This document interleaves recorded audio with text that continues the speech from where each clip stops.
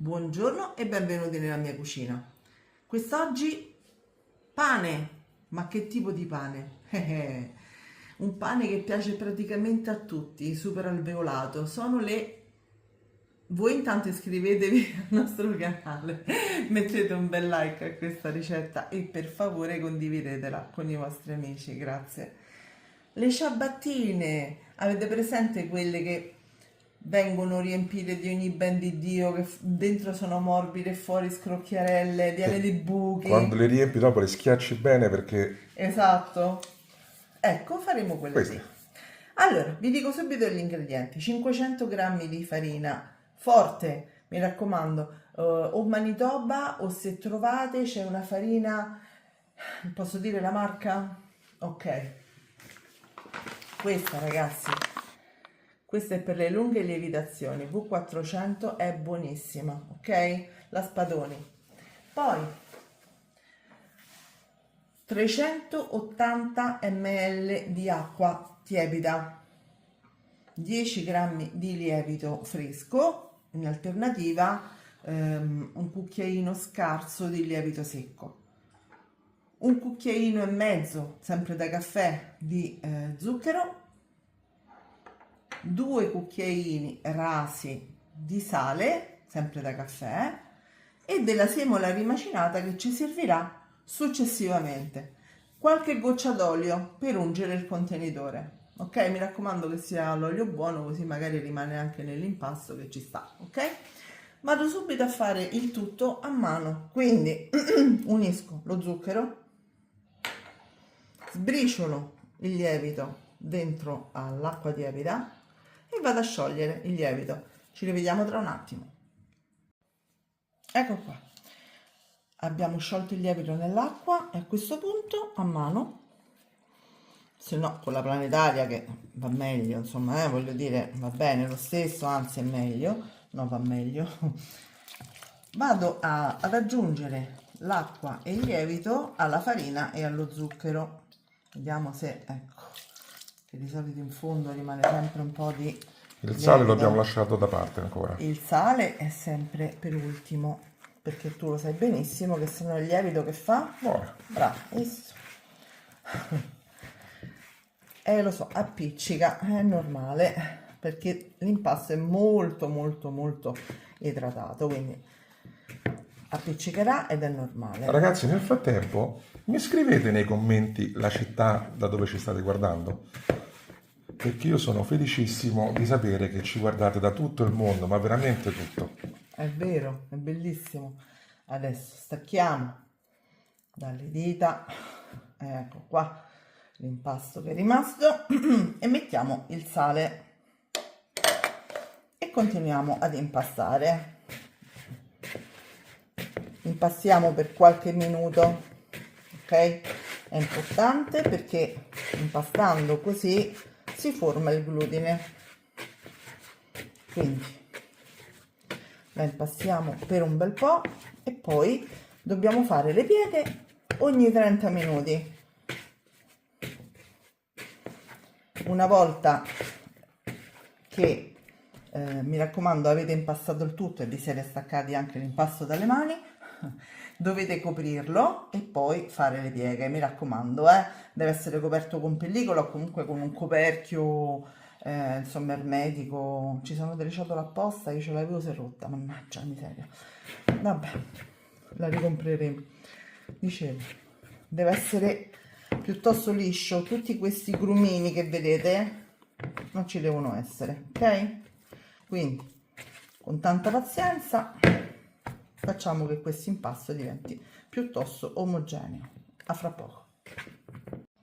Ho tolto l'impasto dalla ciotola grande, ho messo ovviamente l'ho lavata, che insomma voglio dire era un po' appiccicosina. Ecco qui, adesso lo andiamo a ungere e vado a rimettere l'impasto che nel frattempo già stava lievitando. Eccolo qui, come vedete i grumi non ci sono più, sta già formando il glutine, non mi veniva la parola, perdonatemi. A questo punto copriamo con pellicola come vi ho detto prima e facciamo passare un tempo di 30 minuti, dopodiché andremo a fare le famose pieghe. Allora, vi faccio vedere come fare la prima piega e mi raccomando, ne dovete fare almeno 3. Mani bagnate, se per caso vedete che si appiccica le mani, le bagnate di nuovo, ma se mettete un goccino di olio come vi ho fatto vedere nella ciotola non ce n'è bisogno. Guardate un po' come già ha cambiato aspetto il nostro impasto, da com'era un po' slegato a come già invece è bello legato, ok? Allora, a questo punto la ricopriamo con pellicola e aspettiamo un altri 30 minuti e poi andremo a fare le successive pieghe, almeno 3. Dopo 3 pieghe lasciate lievitare fino al raddoppio, eccolo qui. Ora cosa dobbiamo fare? Prendere una teglia, mettere carta da forno, mettere un pochino appena di semola sul tavolo, proprio per non farla appiccicare, è un pizzico appena, e rovesciamo il nostro impasto, eccolo qui. Che bello quando è così. Sì, guardate le bolle. A parte che è tantissimo. Sì. Poi vado ad ungere un tarocco, questo si chiama tarocco, chiamatelo come volete, spadolina, è un tarocco. Guardate che bolle. Sì, esatto, guardate. Così ungiamo anche le mani e andiamo a ripiegare per l'ultima volta il nostro impasto su se stesso in questo modo. A questo punto facciamo una pezzatura, sempre con il tarocco bello unto. Andiamo a dividere in panetti, dipende quanto volete grandi le vostre ciabatte, ok? Io non le farò grandissime, ok? Quindi ne farò 8 pezzi.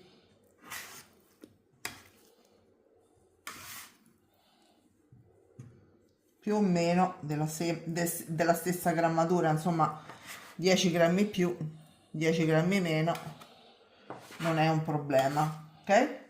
Allora, una volta tagliati tutti, ecco qua,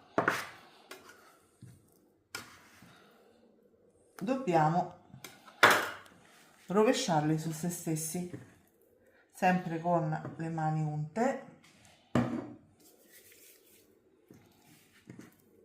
Ve ne faccio vedere uno, è inutile che ve li faccio vedere tutti, ok? Ecco, facciamo questo, risulteranno in questo modo, disomogenee, va bene? E poi andiamo a metterci sopra la semola rimacinata, ovviamente al lavoro finito. Adesso ho le mani unte, continuo a fare la pezzatura a dopo. A questo punto le abbiamo formate tutte, le lasciamo così almeno una trentina di minuti, dipende sempre poi dalla temperatura che avete in casa. Dopodiché andremo a mettere la nostra semola prima di infornarle. Allora, passato il tempo, cioè 30 minuti circa, andiamo a mettere della semola rimacinata sopra alla sommità dei nostri panetti, ok? Nel frattempo che fate questo, accendete il forno a 220 gradi e mettete sul fondo del forno un pentolino con dell'acqua. Ora che il forno è caldo, a temperatura di 220 gradi, inforniamo per 15 minuti, poi togliamo il pentolino dell'acqua e inforniamo e lasciamo ovviamente i nostri panetti all'interno, abbassando la temperatura a 190 per altri 15-20 minuti. Eccoli qui, sono pronte, sono ancora molto calde, però volevo farvele vedere aperte. Sono croccanti fuori, aia, scottano. E bollenti dentro. E bollenti no, e bollenti fuori anche. E belle morbide dentro, come vi dicevo. Ragazzi, qui dentro. Guardate, quanti bei buchetti. Ah, ma quanta bella roba ci si può mettere. Ah sì, mortadella. Noi abbiamo un prosciutto cotto in frigorifero. Abbiamo mortadella anche. E allora ne prendo 2. Ragazzi, ci vediamo alla prossima. Ciao! Ciao a tutti.